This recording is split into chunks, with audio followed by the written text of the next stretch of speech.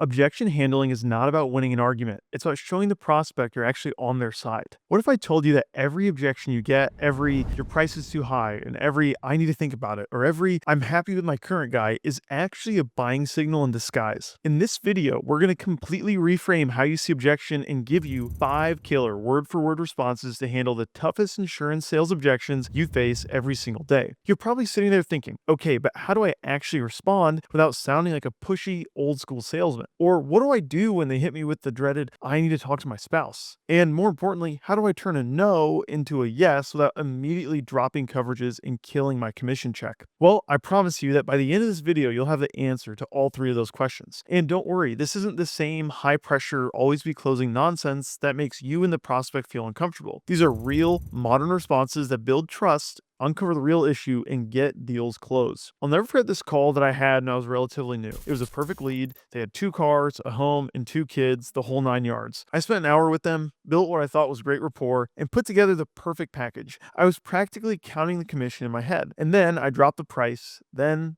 silence. The husband clears his throat and says, wow, okay, that's a little more than we were paying now. And I did what every new nervous agent does. I panicked. I started word vomiting all over them, but the coverage and the service and liability limits, I could hear the defensiveness in my own voice. I was talking at them, not with them. He finally cut me off and said, you know what? We just need to think about it. We'll call you back.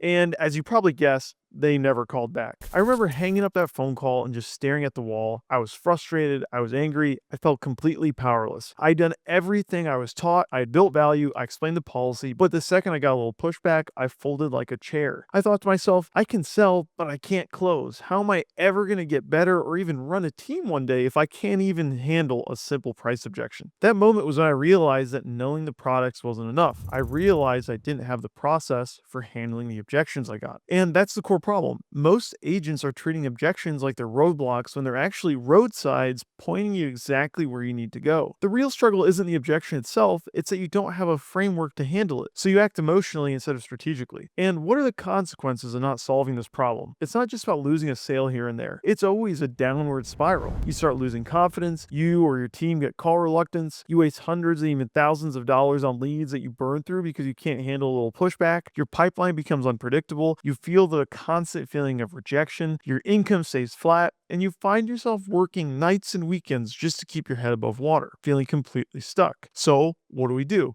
We try to find a magic bullet. We buy those old school sales courses that teach us cheesy, aggressive one-liners that make us look terrible and honestly we never end up using. We try feel, felt, found, and again, prospects can smell that stuff from a mile away and they still don't buy. Then we try the opposite. We become too passive. The second we hear an objection, we just say, okay, no problem, and let them walk all over us. We drop our price at the first sign of trouble, thinking a lower commission is better than no commission. Or we get into arguments, trying to win the debate on coverage or on price, which only destroys the trust we've built. We are literally putting ourselves on the opposite side of the table from the prospect. So if you have tried all that stuff and it didn't work, the core issue is you're reacting to the surface level objection, not uncovering the real problem underneath. The hardest objections to handle are the ones you haven't heard yet. You're playing defense, not offense. To fix that, I've put together a free objection handling cheat sheet that gives you word-for-word scripts for the top 10 objections you face every day, including the ones that we don't have time to cover in this video. This link right at the top of the description is the first step out of the cycle of getting stumped and feeling powerless. Go download it right now. It's free. All right, so what's the real solution? It's a completely different thought process. An objection is not a rejection. It's a request for more information. An objection is not no. It's a sign of engagement. If they weren't interested, they would have just hung up. The fact that they're still telling you their concern means they're still in the conversation. They're basically saying, help me understand this, or help me justify this decision. Your job isn't to convince them that they're wrong. Your job is to clarify the value and help them see why your recommendation is the right solution for their problem. You're not a salesperson in that moment. You're a problem solver, a consultant.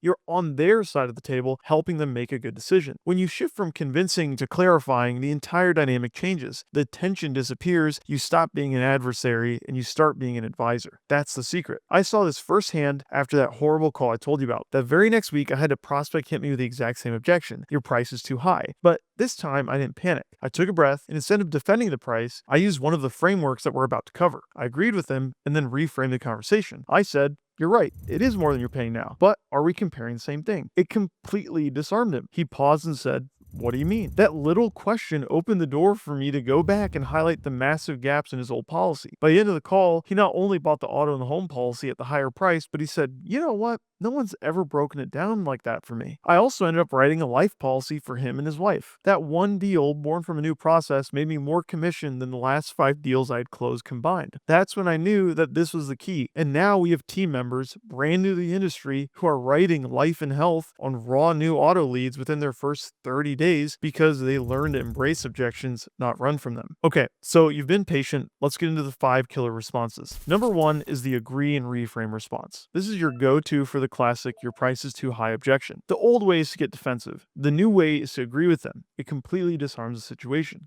Here's what you say. You know what? I agree with you. It is a lot of money, or it is more money than you're paying now, but are we comparing the same thing? This does 2 things. First, agreeing with them shows that you're listening and you're on their side. Second, it reframes the conversation from being about the price to being about value. 99% of the time, they are comparing your fully loaded, needs-based proposal that has more liability limits, better coverage on the house, and life insurance to their cheap, underinsured auto policy from a 1-800 number. This question forces them to acknowledge that. And if they can't come up with that on their own, you, the salesperson, didn't do a good job explaining your recommendation, so you need to step back and explain what you came up with in a different way so that they understand it. Response number 2 is the isolate the objection response. This is for that vague, frustrating objection like, I need to think about it. Let's be honest, I need to think about it is almost never the real objection. It's a smokescreen for something else. Usually price, their spouse, a lack of trust, or who knows what. Little to no one takes their insurance policies home, sits down, and does a comprehensive analysis on what company to go with. Your job is to get to the real issue so you can handle it and close the deal. Here's what you say. I totally get that. What aspect of this you need to think about the most? This is a gentle way of calling their bluff. It forces them to get specific. They might say, well, it's the price, or I'm not sure about the life insurance. Boom. Now you have the real objection, and now you can go back and address it instead of just sitting there wondering what happened. Response number 3 is the problem-solving response. This is for those loyal customers that say, I'm happy with my current agent, or, oh, I've been with them for years. These are the customers we want because they are loyal. We just have to create a wedge between them and their current agent by showing them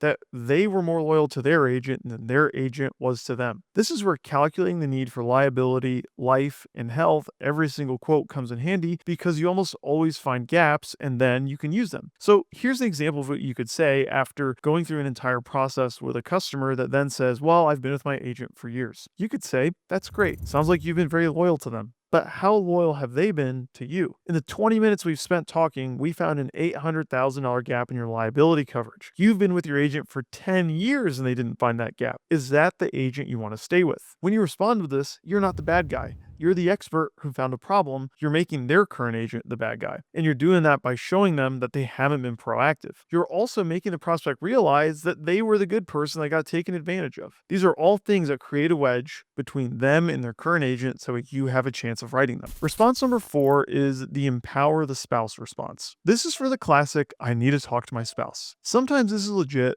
Most of the time, it isn't. Either way, this response works. Here's what you say. Absolutely. I think that's a good idea. If we showed this to your spouse right now, what do you think they would say? This does a few things for you. If it's a bluff, it forces them to voice a real objection. Like, well, they'd probably say it's too expensive. And now you have an objection to handle, the price objection. If the spouse objection is legitimate, it prepares them for the conversation with their spouse. You can even help them reframe it. Do you think your spouse would be opposed to getting 10 times the coverage for $30 more per month? This helps you make sure that there's no other objections hiding out there that you don't know about. Response number 5 is the logic bomb. This is for the prospect who is fixated on their low premium and doesn't see the value in more coverage. You need to give them a reality check, but do it in the form of a question. Here's what you say. I hear you, but let me ask you this. If someone injured or killed a member of your family in a car accident, would you stop at $50,000? Make sure to use their liability limit, whatever they have, when you're using that example. They will almost always say no, and then you follow up with, so why would you not let the insurance company pay for the claim instead of you? This is a powerful dose of logic that forces them to see the flaw in their own thinking. You're not telling them they're wrong, you're letting them come to that conclusion themselves. So there you have it. 5 killer objections that will take you from fearing objections to seeing them as the opportunities they are. If you found this helpful, you're going to absolutely love my video on the best insurance sales systems, where I break down how to structure your calls from the very first second to get fewer objections in the first place. It's the ultimate guide to leading the conversation instead of reacting to it. Click the screen right here to watch it now. Thanks for watching, and don't forget to subscribe. I'll see you in the next video.